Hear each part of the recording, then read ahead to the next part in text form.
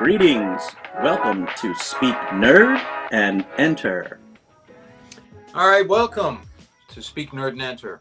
I'm Sean. Over to the other side there, on the far side, is Mark. And in the middle between us as a man sandwich is Rich. Rich, wave hello as you raise your glass. Bread, buddy. Mark, you had a question for us because I want to jump right into it. Well, first of all, Kelly has decided to sleep in and not join us for this hard-hitting discussion. You had to bring him up. I did. Forget him. He is my wife's favorite part of this podcast. Can I not be free of that taint? Mm-hmm. No. I mean that in every sense of the entendre. Pretty much for you, buddy.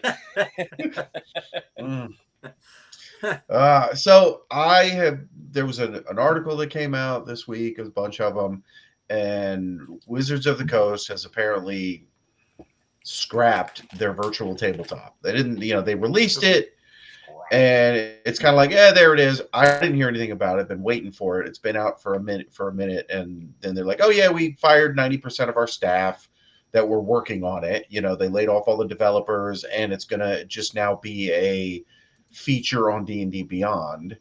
And so I do want to talk about that, because that is the one thing that I was kind of looking forward to from Hasbro Wizards of the Coast D&D. That was supposed to be a big thing. Yeah, that was supposed to be like a really big thing, and that's the one thing I was like, oh, this is going to be great, right? It's built on the Unreal 5 engine, and the demos all looked really interesting, and I was like, okay. And I've used all the virtual tabletops, right? I run a Wednesday night game with a bunch of people and have been doing it for years, and I've been on Roll20. I've been on. We're using what's the name of the one now? The Forge, but that's not the name of it. Anyway, I'm drawing a blank on the one we're using now. I use this other one that you download, and it's actually a program on your computer, and everybody's got to log into it. And, I've used the three biggest ones, I guess is what I'm saying, and none of them are great. They all work. They're not great.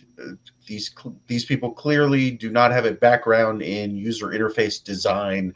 They're all kludgy. You go like, oh, how do I upload a file? And it's them, or a map, right? Oh, I need to get a map or a token image, right, for somebody's character. And it's just not easy. It's not intuitive. Sean, mute if you're going to be going through the packaging, please. That is very distracting. I had it on. It's not. We can hear it. It is called the Forge, Mark. The Forge. Yeah, Foundry VTT, but I'm hosting it on the Forge. Right. So Foundry VTT, I've used Roll20, and I'm drawing a blank on the other one that was like a desktop one. And they all look okay, but none of them are just like easy to use, right? And they're just not great. So I'm really looking forward to this one. Like, it looks good. And just to have them spend $30 million on it, and then scrap it because it's not Baldur's Gate, right? And it's never going to be Baldur's Gate. And give them that kind of money, it is leading me to this, when big money gets involved in stuff, it all gets messed up, right? Big money can't do anything right. No. I wish they could, because it's big money. You can put money behind some things that do really good things, and yet they keep screwing things up.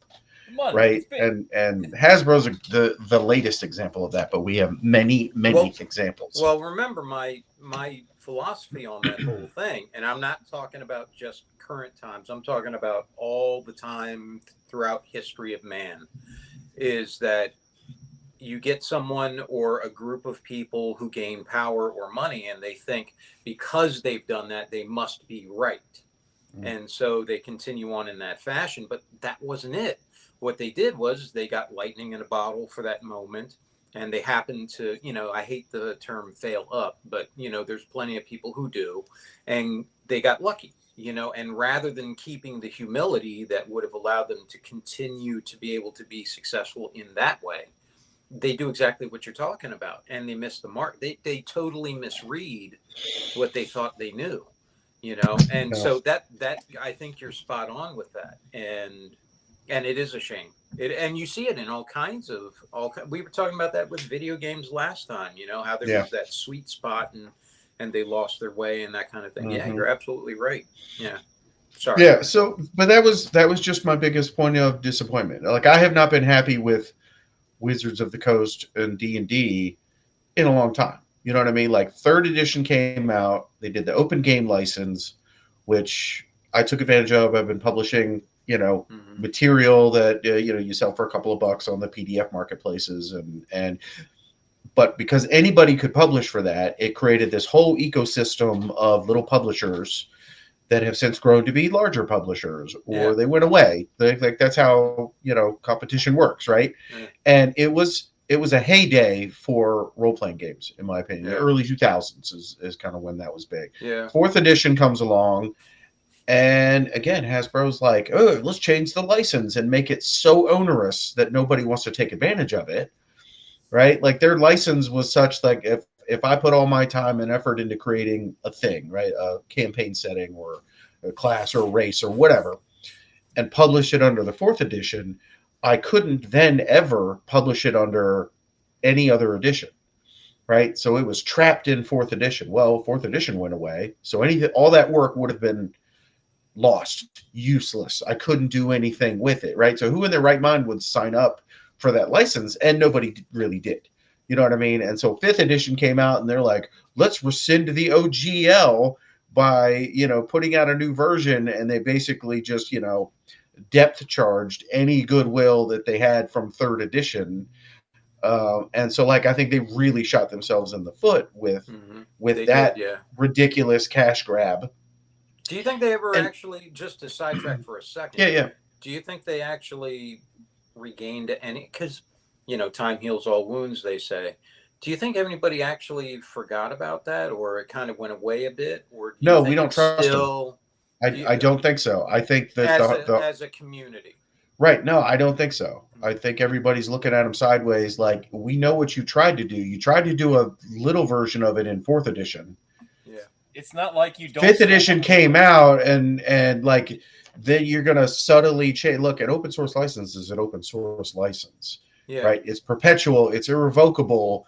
And they got some, junior lawyer, and they're like, oh, what if we just change this thing? And like, I know what you want. Like, the mistake, if it was a mistake, and I don't think it was made when you released third edition under an OGL. I think that was one of the best things they could have ever done, but I get it from a corporate standpoint. They're like, oh, we're giving away for free all of our best stuff. But that's when the mistake was made, was 25 years ago under third edition. Fourth edition, they were like, we'll just not use that license, and we'll use a new version of the license. And it was a terrible license. Nobody would want to play ball. So under the fifth edition, it's a little more like, yeah, okay, cool, everybody into the pool. But we know that the lawyers want to, and the C-suite want to take it all back and milk every cent they can out of the thing. And the way you do that is through free market competition. If you'd come out with a baller VTT that integrates with D&D Beyond, man, I'm there. I have money. I'll pay your subscription price. I run a game every week, right? And if you're going to make my life easier, and it's cooler, and the graphics are awesome, and I can, throw some money at the problem, and now I've got maps, and I've got tokens, and I've got all those things, but I also have a really easy to use and intuitive interface. Man, I was really looking forward to that. And instead, you pissed away $30 million on a thing that's clearly not going to be supported, right? Yeah. And so that's the thing. Like, you spent $30 million. If I had $30 million, my life would change. And you're just pissing that away when it could be an ongoing thing and give you revenue for a long time, right? For years to come. I do not believe now, that. Do you think that they scrapped it because they're trying to do something a little more AI-ish at this point? No, I think they scrapped it because above the Hasbro level, they don't understand it. They're like, is it going to make Baldur's Gate money? Is this a video game, but it's a little different than a video game? I think they're in video game mode, and a VTT is not a video game, right? It's not. No. Yeah, and it was never meant to be. So if was they that don't Rich? have, so you think? Well, go ahead. Go ahead, Sean. Finish your thought. Oh, I'm sorry. I just want to make sure because I haven't followed this since the uproar. I kind of turned away from the whole thing during that because I was disgusted by the same stuff you're talking about. So I haven't been following it since. Yeah. That's what I was wondering. So is it an issue of then not enough transactions to support the whole thing, where it's not going to be like, it's not going to be like the model that someone at Hasbro would know, where it's a mobile game where you have so many different transactions and trying to get, and you're not going to have any of that. This is just simply subscription. Well, that's just it. All the current VTTs have stuff you can buy, right? Yeah. You can buy maps. You can buy, these like packs that like, oh, my wizard cast a fireball spell and it will animate a fireball spell. But none of those are built on the Unreal 5 video game engine. So I feel like you could really ramp some of that stuff up. Yeah. And if the price is reasonable, I'm willing to pay it. Some of it's going to come baked in. So like, I think there is that, but I don't think maybe it's built in. I don't think there's as much as Hasbro wants. Hasbro wants it to be like, Xbox Season Pass, and I'm paying money to, get this new map pack, and I'm paying money to get these skins. And I think that's what they want. Okay. And there's some of that in a virtual tabletop that is useful, and I'm willing to pay for it. Yeah. Right. But I mean, you know what? You offer it, and if it works, great. And if it doesn't, then you adjust your offering. But the thing is, for your customer acquisition cost, right? If I'm using your system, right? If I'm using your VTT and I'm running a campaign, well, I got to get maps in there somehow. If you're going to make it easier for me to throw $10 at the problem, and now the maps are already there, and I don't have to like draw walls that block line of sight, and I don't have to like populate all the things, and all VTTs will do some version of this, right? You just, I want to buy this module, and it brings in all the maps and all the tokens and all the info about the module. Like, that's great. Roll20 has pretty good integration with some like D&D modules and stuff like that, which is, awesome. So I think Roll20 is probably one of the more mature and robust of the VTTs. It's browser-based, so not everybody has to have things installed on their local system, right? Because some players will be on an iPad, and some people are going to be on a computer, or some people are on a phone, so browser-based makes sense. So I'm not 100% sure what the thought process was, but I think it sucks. You've put $30 million, you've spent years talking about it, and to just be like, oh yeah, it came out last week, and players who are interested like me didn't even know about it until I'm reading articles about how you laid off 90% of the developers for it. So how am I supposed to feel about it? Is this going to be the banger product I was looking for? Or it's like, well, so, I mean, do you think Hasbro... Before we move on, let me touch on, because I'll forget if we don't. So a couple things. First off, if you got $30 million, we both know you just buy 30 million McDonald's $1 meals, and that'd be that. So you're not going to change that. That's number one. That's not true. Number two, Wendy's. Or Wendy's. Yeah, I'd mix it up. There's some Arby's in there. So we both know that's going to happen. I'd step it up and find a Quiznos. Who knows? Five Guys. It's a Five Guys. Oh, that's at least that would cut into the money really fast. Yes, that's only 10 million meals. Or 1 million meals at Five Guys. But so as we both know, Hasbro is infamous for this. I mean, just these. I mean, they seem to have some sort of obsession with moving things from a physical realm to the digital realm, and I understand it, production costs and things like that. They can make things. It's very much the Nikola Tesla, Thomas Edison argument, right? Why sell the cow when we can monetize the milk, right? With electricity. So Tesla wanted to give away free electricity to everybody, and Edison says, well, where do we put the meter, right? So, and that's very much what they're doing with this move away from tabletop. Amazingly, Games Workshop's success, it seems very, they still manage to keep the miniatures business afloat, but you could tell that they're kind of, right now, it seems like they're pushing away from, even though they do tons of stuff for the actual physical miniatures, they're pushing way and way more resources towards right. And this is what I mean by big money screws everything up. I understand. right? Yeah. Games Workshop making their little toy soldiers and the paints and the stuff that go with them in the game, like that's a business. It makes plenty of money. It's profitable. You can run an entire retail store selling nothing but Games Workshop products. Why? Because Games Workshop does that, Yeah. right? And then they Better got, than- you know, so, but then it's like, oh, well, we want some of that Hollywood money. We want some of that video game money, right? That's And you true. can license out the property, Yeah. and then you're not losing your focus, right? Yeah. You know what I'm saying? But Amazon's a perfect example. Like, oh, we want some of that Hollywood money, and big Hollywood money comes in and says, I need some female space marines. I don't care about your 30, 40 years of lore. I want to hire this actress to be in this show, Yeah. right? Because she's the new hotness or something, and we want her to be, you know, a space marine. To be clear, And there's nothing and wrong we're with that. gonna blow up all of the things that made 40K Yeah. because big money decided they want this, right? And big money on Hasbro is like, what? It's not Baldur's Gate? Ah, F it. Let's go on to something else. There's nothing wrong with capitalist profit. I'm all for it, but you're correct. It's the ability to monetize those things and not lose the focus on what made you successful in the first place, right? Well, that's Right. always been Yeah, the art issue, versus though, business. Is that I guess. is Yeah. that Yeah. anytime you end up look, capitalism, I think is personally I think is the best of all Yeah. of them, but it's awful. And Of course. the reason it's Cutthroat. awful is because, to quote the old proverb, the love of money is one of the roots of all kinds of evil. Because you're not creative, you're simply driven to consume, get more and more of that money. You want more of it.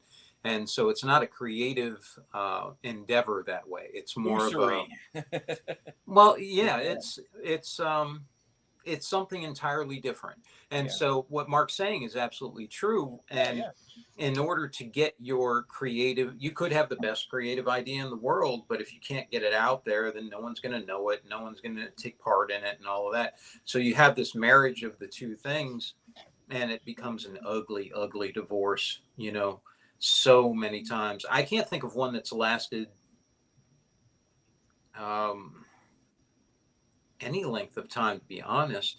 I think they all have a good bit of ugliness in them, Oh, yeah. And so I take Mark's point very well with that, and I can understand why they would have such issues with Hasbro, but it's so counterintuitive in a way, even from a business standpoint. You have already a built-in base that you really wouldn't want to alienate, I would think. You would want them to be pleased.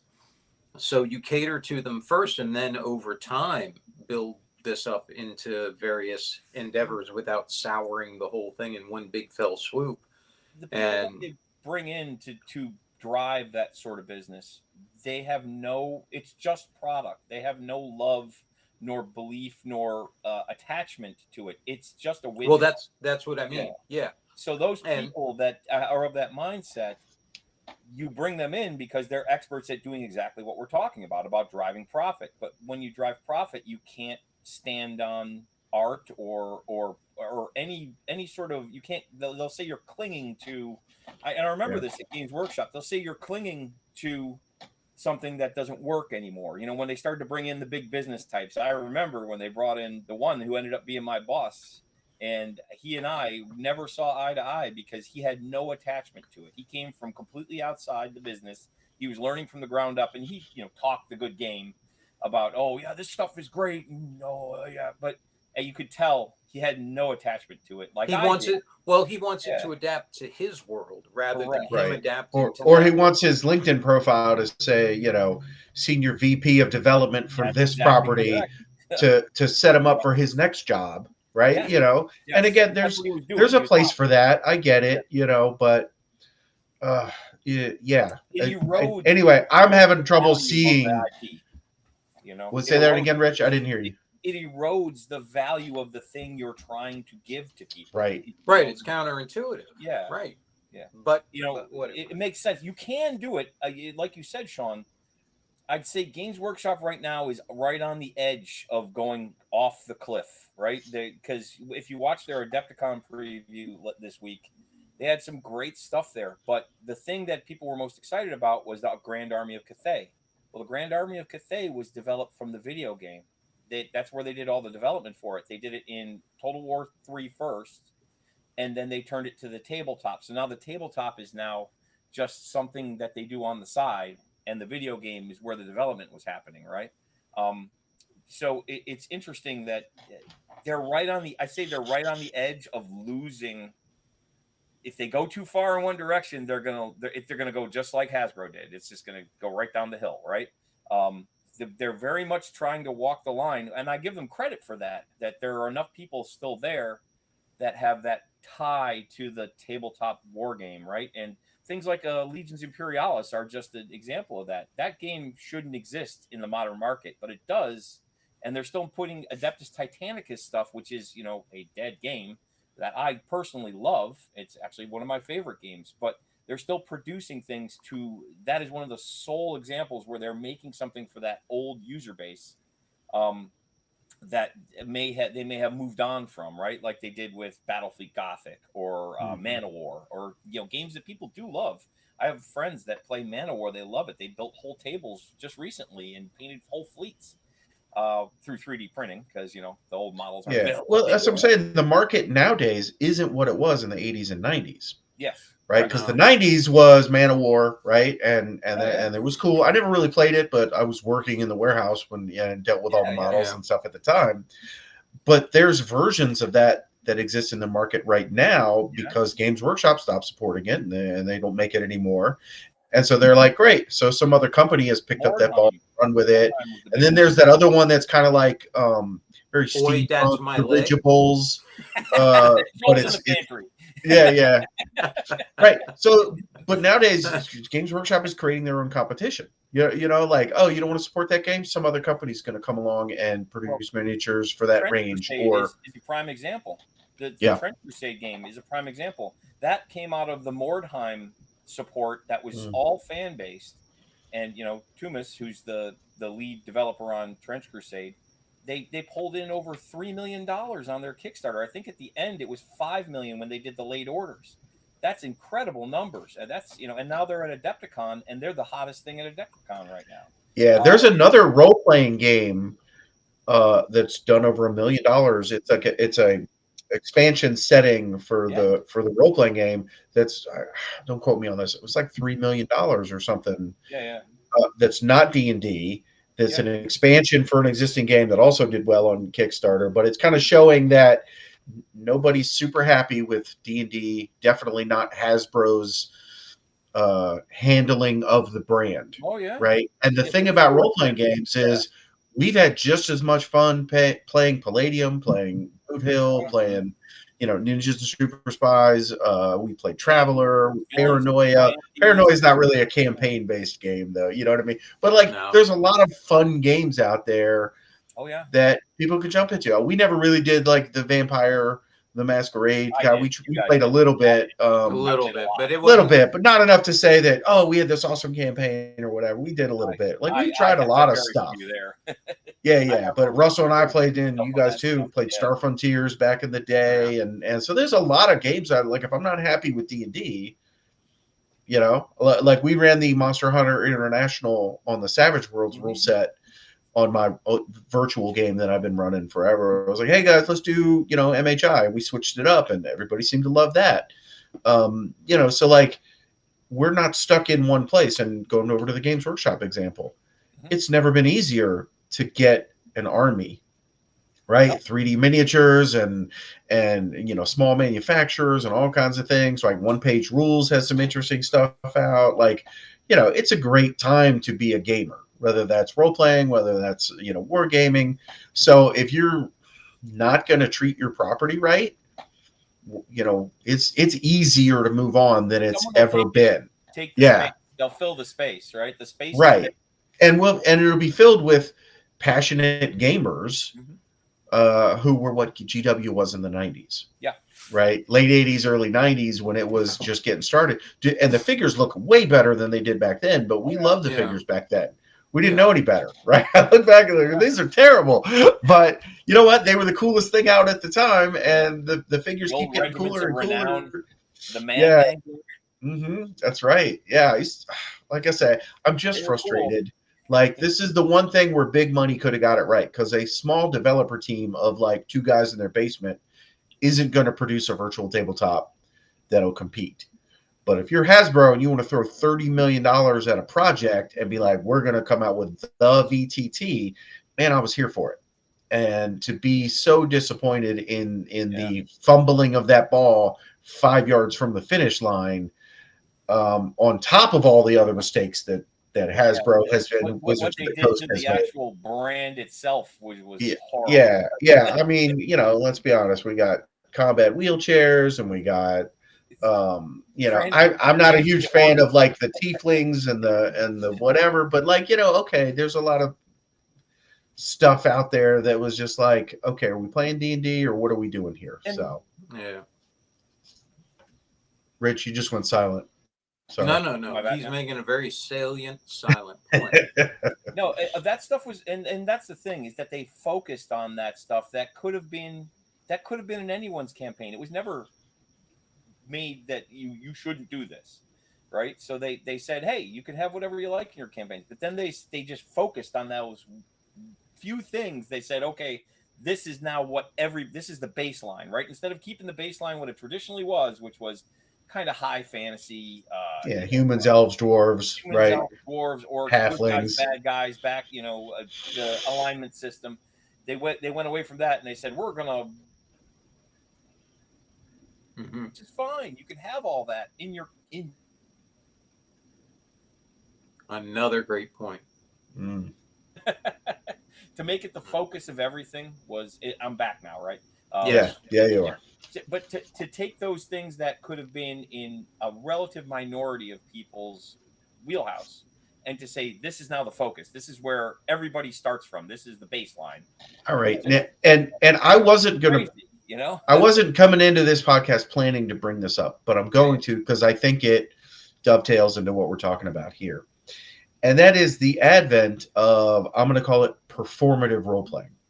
And that is Critical Role. That is a lot of these, hey, tune in on Twitch and watch us play D&D, or watch our YouTube channel or a podcast of playing D&D. For me, D&D has always been a chance, or role-playing games, not just D&D, right? But role-playing games.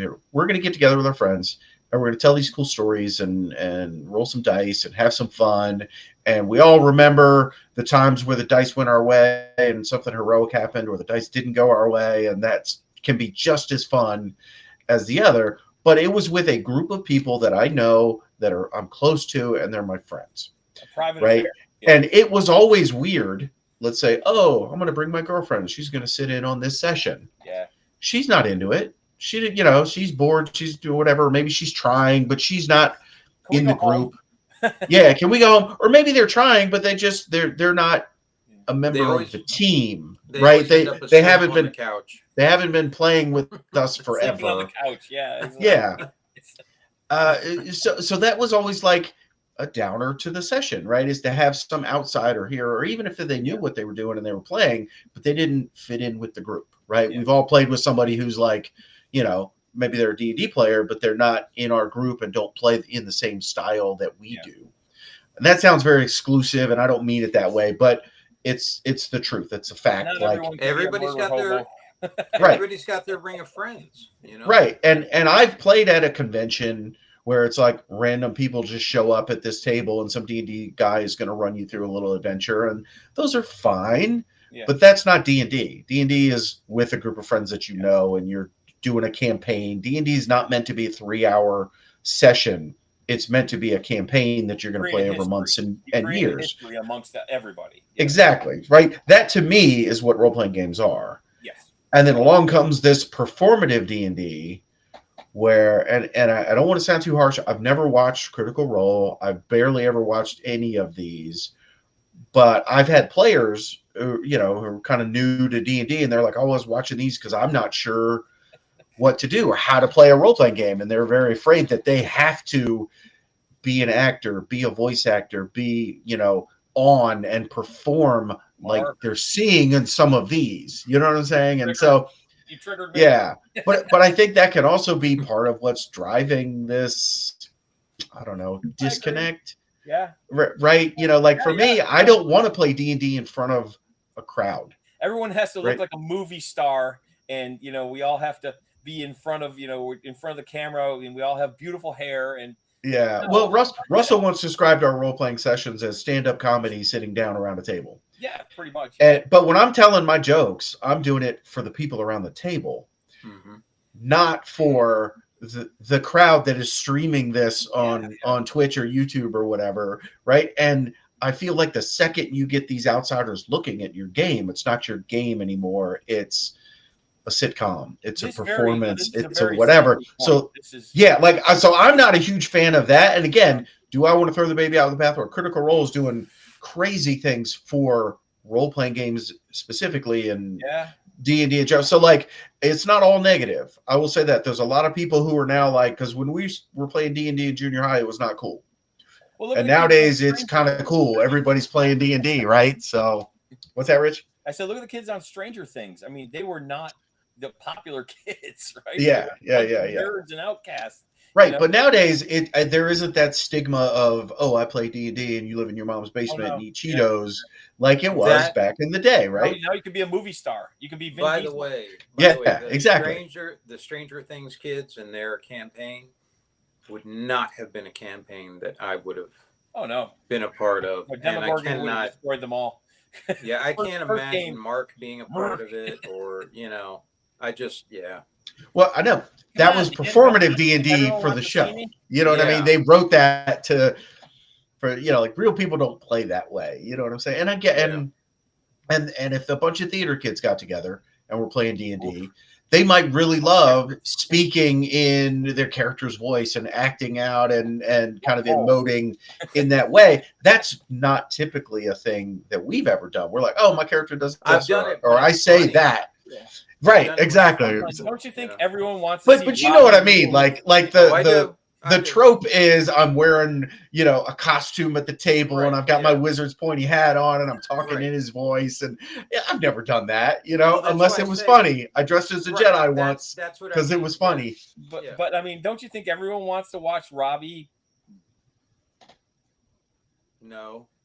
See, nobody wants to watch Robbie, period. There's no qualifiers. Period. Yeah. When you come back, don't even finish that sentence. That there was enough. No one wants to watch Robbie. No one. Come on, guys. See, that's when we love you, Robbie. That's when doing the voices. We do love Robbie, but he's gonna. I think Sandra might occasionally tune into this. So we love Robbie. You too, Sandra. Love Robbie and his clan of children, but at the same time, nobody wants to. That's something that. But you know what? We know Robbie, and somebody watching this right now who doesn't is like, "Who's Robbie? What's it?" And that's what I mean about performative D&D. We all know Robbie. We get the joke. Robbie would get the joke. Yeah, you know what I'm saying. By the way, if someone did somehow run into Robbie, oh, you're the Robbie they were talking about, and was rude to Robbie, I would find that hilarious. That would crack me up even more. Why do you always take an epay and a rapier? But I do love Robbie. So do we. So does everyone. Robbie is a good man. Yeah, no, he's in my Wednesday night group. I play with Robbie every week. Yeah. But this is exactly to Mark's point. No one outside of that. It's a very private affair. Nobody outside. And Robbie would be. I would play anything in any game in which Robbie was in. That's because Robbie's ridiculous, and that makes it fun. Right. So. I would not want to be in a game where he's dungeon master. And I have been. No, Robbie has an idea of it's going to go this way. So we're all in Robbie's story, but it's going to go the way Robbie wants it to go. No, it's on and rails. that does not gel with our style of role play. You know what I mean? If I want to, start a gold pawning business up and down the East Coast to fund my evil empire, then I will do it. A cash for gold Ponzi scheme, if you will. Come on, we're going to rob this freight train. Let's go. That was one of our best ideas. That was really great.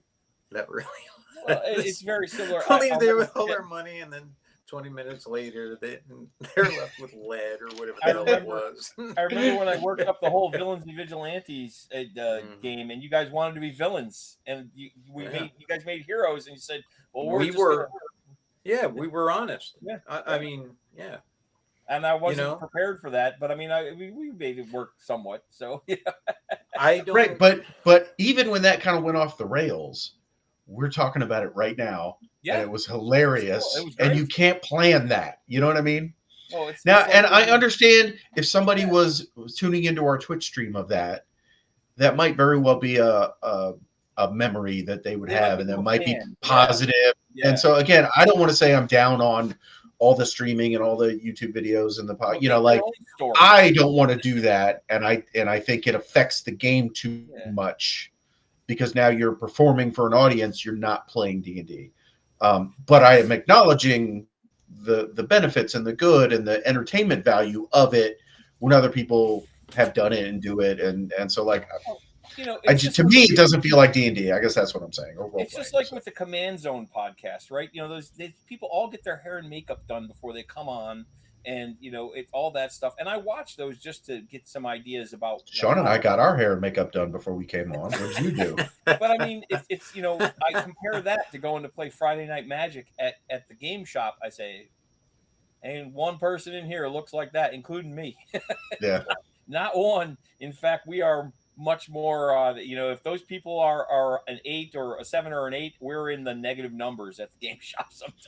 So you know, I mean, it's one of those things that you're right.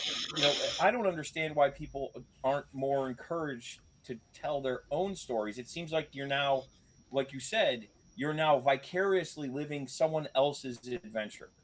You know, by watching these things. I think. Well, you're right.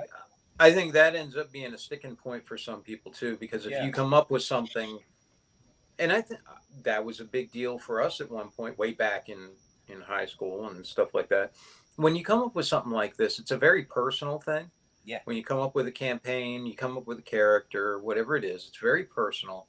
And if you put it out there and it's not validated in some way, that's insulting. That hurts, you know, that kind of thing. So I can understand it from that standpoint, especially if you're not as nimble as someone else, or not as creative perhaps, or something like that, or you really just got this itch, you want to do this one thing or whatever it is.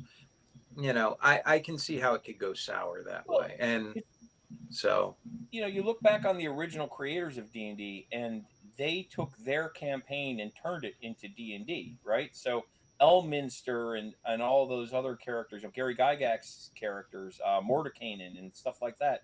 Those were all characters. Yeah, Tensor, yeah. So yeah, those were all their characters that they then turned into their product. So maybe there's a desire. Some people's like, oh, we're going to hit it big with our campaign, right? Just like the Gygaxes and the Greenwoods, and you that's know, why all those people did. That's why we all worshipped Shadow.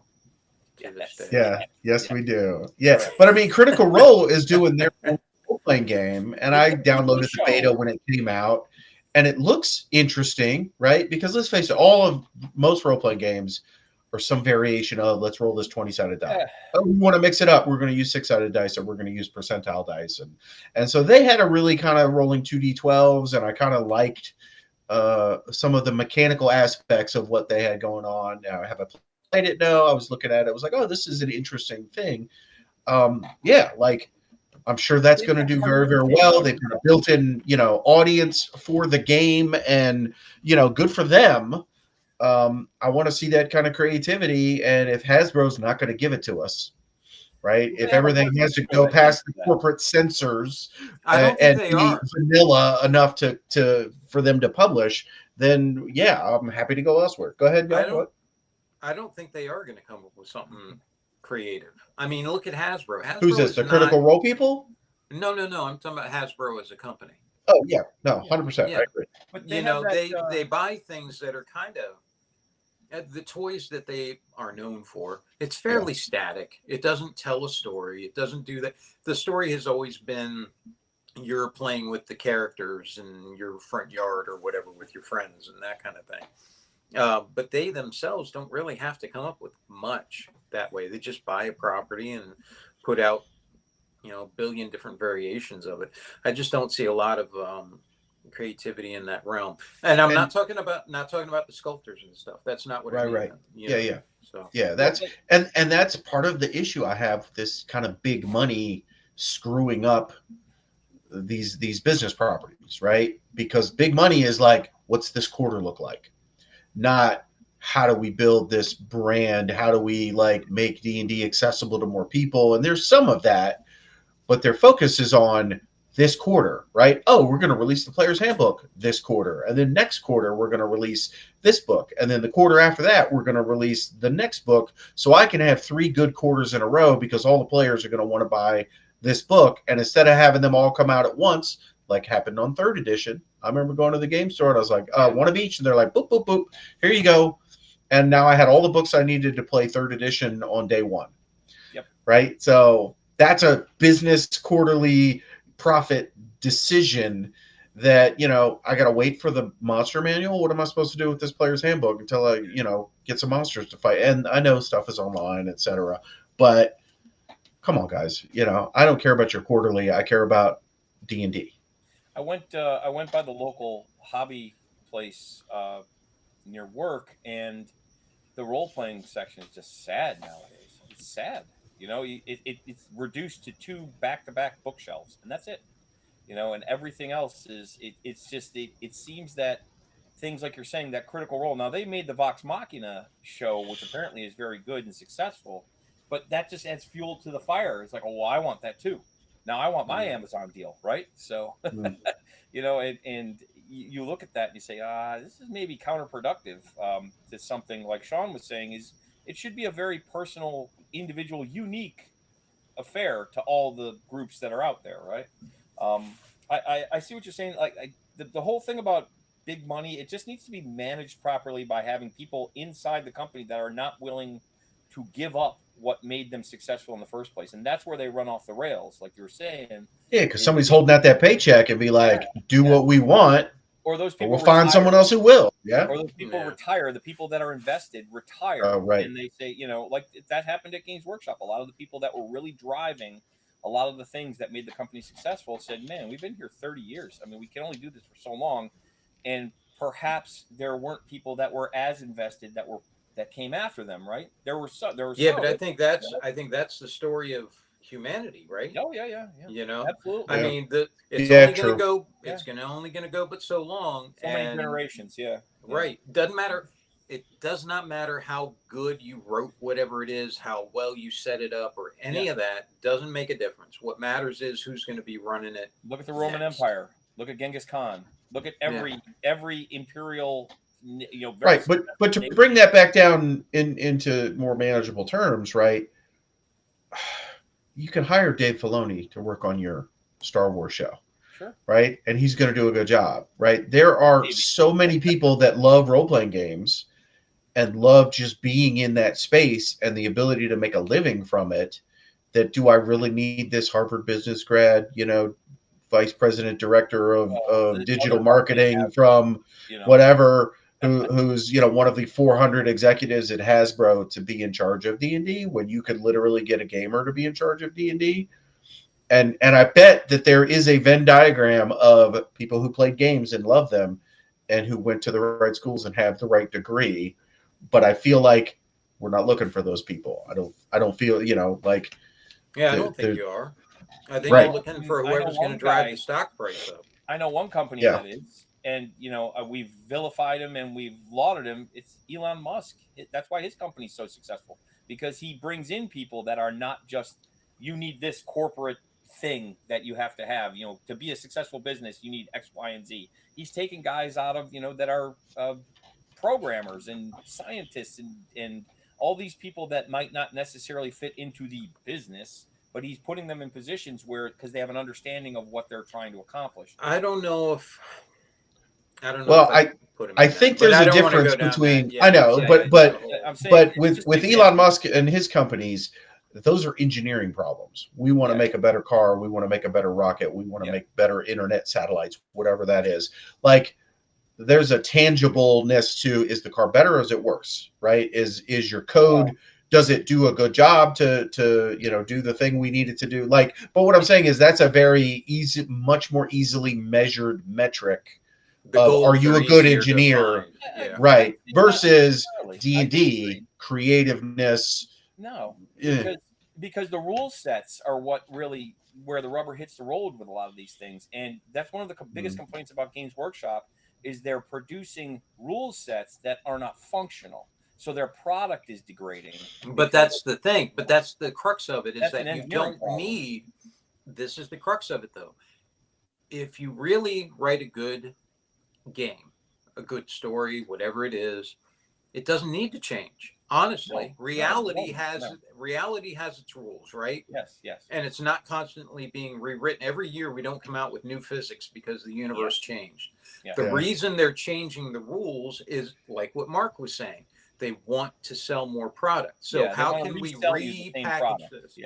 Right. And in the gaming space, there's two ways to put out more product, right? It's expansions and supplements, right? Oh, here's a new army book, here's a new whatever, here's a new module, here's a new campaign setting. And it's every 4 or 5 years, new edition of the rules, right? You know what I mean? And do we need a new edition of the rules? We're still using 6-sided dice. We're still measuring our movement. The things that have changed are not significant, really, and some of the changes I like, some of the command points and being able to pull off these tricks that each army has their little flavor. Like, those are okay. We didn't have those back in first and second edition of 40K, right? And we didn't have feats and some of the character customization in first and second edition of D&D that we have now. So like, some of the change is good, but at some point you have a mature and robust rule set that's great. You know what I mean? And so like the last edition of D&D I felt was fine. Like it was a mature rule set. It did everything we wanted to do. It didn't have all the rules bloat of third edition. Fifth edition was great. You know what I mean? I was like it is my favorite edition of D&D, and it managed to pull some of the great stuff from previous editions and solidify it. Does it need, and that's part of the thing I think Hasbro is messing up. Did we need a new edition? And they're like, oh, it's going to be completely backwards compatible. Then it's not a new edition. Gotta sell it, man. I know you got to sell it, but that's what we're talking about. That's what we're talking about. Yeah. I'm not disagreeing. I'm saying that's what I mean. Yeah, that's what I mean. Yeah, you got to have something to sell. Got to put it on the shelf. I mean, come on. Right. No, and again, I understand, but that's always been a problem with role-playing games. I can go pull out my third edition Boot Hill book right now, and we can have a great time. Yeah. Right. There's nothing. In fact, there's nothing new I can buy for that game. You know what it feels like? It feels like it's a short way to try to get around not having anything creative to add. If you really want something, we want to sell something new, we want to do something new, you create something new. You don't, if you're flipping a coin, how many different ways can you have somebody flip a coin and put it out there and try to sell it to them? You know what I mean? But if you give them a different setting, if you give them a different background, if you give them all these different things, that's where you get the creativity. That's hard. That's hard for people to do. Well, that's one thing I'll say. Like Paizo has for Pathfinder has been putting out like these adventure paths, which are like a series of modules, and it's like a campaign setting, almost. And like, do I play Pathfinder? No. Have I run through any of these adventure paths? No. So I'm not doing this. I'm an outsider looking in, right? But that concept is a light version of here's a new campaign setting, because I think D&D almost they kind of shot themselves in the foot back during second edition, where it's like everything's a new setting, right? And you had Forgotten Realms, you had Greyhawk, you had Ravenloft, like everything was a setting, and there was some cool content that we all Spelljammer and all kinds of cool stuff, and I enjoyed that. Right, and those are great, but but now you're splintering your player base because everybody loves this setting or that setting or the other, and if they're not compatible, I I can see from group the of 6 people is like, I want to play Ravenloft, I want to play Dark Sun, I want to play, Spelljammer. I just want to play regular old D&D. What's the matter with that, right? I But want to the play adventure Greyhawk. pass or a concept of like, hey, here we're going to take this rule set and this framework and put it into this, campaign setting where it's not necessarily, it's an adventure path of take your characters and run off and do this. Now you can bake in a lot of those elements from a new campaign setting into that. And I don't know what the sales numbers on those or anything like that. And I'm not trying to quarterback how a role-playing game company stays in business. Let's be honest, if you want a robust, continually profitable business, I don't think you want to be in the role-playing game space. Right. Can you make some money, and can you support a small number of people on a given role-playing game company? Yes, and they've done that. But if you have to meet numbers every quarter, and if you have to constantly revise everything, and you're trying to meet this quarterly, target price for your shares, and the board's not going to be happy with you to do this, those type of decisions are not conducive with, I want to build a cool ass role playing game company. It's not compatible with business. It really isn't. Right. You make a great point. You're either trying to run a bank like a role playing, game, or you're trying to run a role playing game like a bank. Yeah. No one wants to role play in a bank, and right. It ends up ruining it. I don't know. I don't know what the answer is to it. I don't know what you do with all that. But see, definitely but Games ends up Workshop, in the same spot again. Games Workshop has had, when I was working in trade sales, 50 new releases a year, 50 weeks a year. They're releasing new product. Yeah. Right. You can't do that with rule books. I don't want 50 new rule books. Right. In fact, of all the things in the Games Workshop hobby, buying rule books is the stupidest thing to buy because they become obsolete. I got really quick behind me. I know, right? We've all had a bunch of rule books. Yeah. I bought rule books I've never used, and then they become obsolete. You know what I mean? Because I wasn't playing the game as often or whatever, right? But the figures, right? Oh, it's the arms race. I have this army and that army, and here's a new figure for this. Here's a new figure for that. Here's a new unit for this, right? God forbid you play most of the armies, right? There's always something new to buy. I'm not sure how that applies to role-playing game stuff, and it may not, and that's fine. I think kind of like what you were talking about with Pathfinder, that kind of thing. Yeah. Not so much a new setting. You add a new piece for that setting, something New way to play. you can use. I think in that vein is what you do, rather than complete overhauls constantly. But even that kind of thing. Pathfinder did it. I'm not saying. I know. They haven't. I'm not saying they haven't. I'm saying that one aspect. Yeah, of what Mark brought up. Yeah. Because I do believe, honestly, as I've said before, unless you guys can think of something as an example to the contrary, pretty much everything has gone that same path 100%, at least once or twice. So Look at I don't the know comic what book you do with it industry now. The comic book industry now is, in that exact, exact place. So yeah. All the things we love, all falling apart. Yeah. Yeah, I was, as you were talking about it, we talked about it plenty of times. I was thinking about Halo, started out great, and then we end up with Master Chief digging his backyard. Showing his ass. Yeah. Barbecuing. Well, anyway. Mark, you made some really good points. It's a good discussion. I'm glad we did it. It's I think you're the bringing in the critical role thing that's not unrelated. I think that definitely has something to do with it. So. And I think it carries more cachet because Mark is one of the guys that I think of as very, very much in that, he's doing business-driven world. He's not blind to the creative side. Mark is very aware of it and very, willing to say, look, you got to decide, what are you doing? Are you doing a business or are you trying to do a benefit? And then you try to mix the two to where you can find some sort of survivability for your life and your creative wants. I don't know how you do that. I don't know how you do that successfully. I think you got to get lucky. Honestly, I think luck has something to do with it. Right, but there's a difference between the three of us got together and we wanted to come out with a role-playing game or a war game or something like that and support the three of us. We're making our living putting out this game, and oh my God, I got to report to the board of directors. And if I haven't had a 10% quarter over quarter increase or whatever, or I got to justify why sales are down because we're going head to head with the new Halo release or whatever, you know what I mean? And that is the difference. Like in the role-playing game space, it's smaller companies. Like Hasbro D&D is the exception, not the rule, right? All these little role-playing game companies are never going to be Wizards of the Coast. Nope. Right. And Wizards of the Coast is only Wizards of the Coast because of Magic the Gathering. And they got really lucky back in the 90s that, you know, like good for them.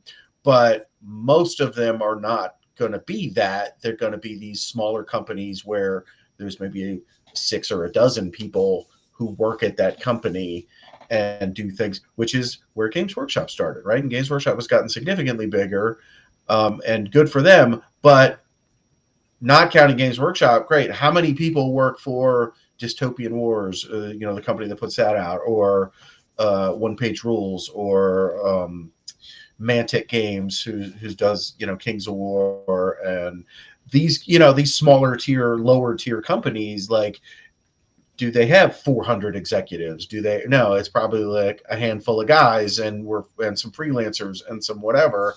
And I think that's the natural size of the tabletop space, right? You know, and so I think this focus on the 3 biggest companies and how they do things is maybe hurting our space. You know what I mean? Like, so. I think definitely, yeah. And that was not a thought I had coming in. That literally just came to me, like, as we're having this discussion, like, yeah. And like I say, big money is not the answer. Growing huge is not the answer. I think these companies got to be like, our revenue is going to be, you know, this, give or take. We're not going to get to that in the tabletop space. If you want that kind of revenue, go find Hollywood money, go find video game money, right? You need to be in that space. But it's just like, you know, comics was this tiny little space forever. Yeah. And now Hollywood has come in and be like, we need content. We need properties that we can turn into movies and television and whatnot. And that has affected the comic book space. And I think we're seeing that effect on tabletop now because, you know, big money comes calling, and big money usually means Hollywood and video games. And it's affecting the space. And in some cases, maybe that's going to work out great. You know, like I would love some 40K on the big screen, or some Game of Thrones level 40K on my television. Man, I'm here for it. Sign me up. Yeah, but I'm not hopeful. It's gonna have a consequence, you know. Right, I'm not hopeful. I don't think you're going to give me that Dawn of War intro from back in the day, because someone's going to be like, "Don't you think that's a little violent? Maybe we should tone that down a little bit." Maybe we should tone it down, and you know, shoving a chainsaw through. That was the other thing. That's going to start a whole other discussion. Yeah, we don't need to. Yeah, if we go, we can save this for another one. Yeah, because we're already in an hour. So. All right. Well, thank you guys. I appreciate the discussion and everything. Well done. Well done. Mm-hmm. Mark, good job, us. Put it all in a bullet point PowerPoint presentation, and we'll start our rounds fixing the world. At least 22 slides. All right. Make sure to use a lot of star wipes and star wipes. And things that pop up on the screen. Fade ins, fade outs. Yeah. It's gonna be great. Flashing lights so we get all the epileptics. Yeah. Mm-hmm. All right, guys. Well, thank you very much, and we'll see you next time. Hopefully, with the key factor to our group dynamics, the K-Man. Yeah, I'm ambivalent. And before we go, we want to address our sponsor, Armor Class 10. Don't dress like an NPC. Get yourself some cool T-shirts. That's right. One of the 3 of us is wearing an Armor Class 10 T-shirt. Although this was made by Armor Class 10. It's just not for sale. In all fairness, I got back from work late. So, I had Mermaid Man and Barnacle Boy singing me through the work. Okay. You know what? You never have to apologize for a Mermaid Man and Barnacle Boy shirt. I just want to make sure if anyone wants one of these cool T-shirts, armorclass10.com. Don't dress like an NPC. Do it. All right, thank you. Our corporate overlords are now happy. There you go. Goodness. Thank you, guys. See you next time. Bye. This concludes our Speak Nerd and Enter broadcast.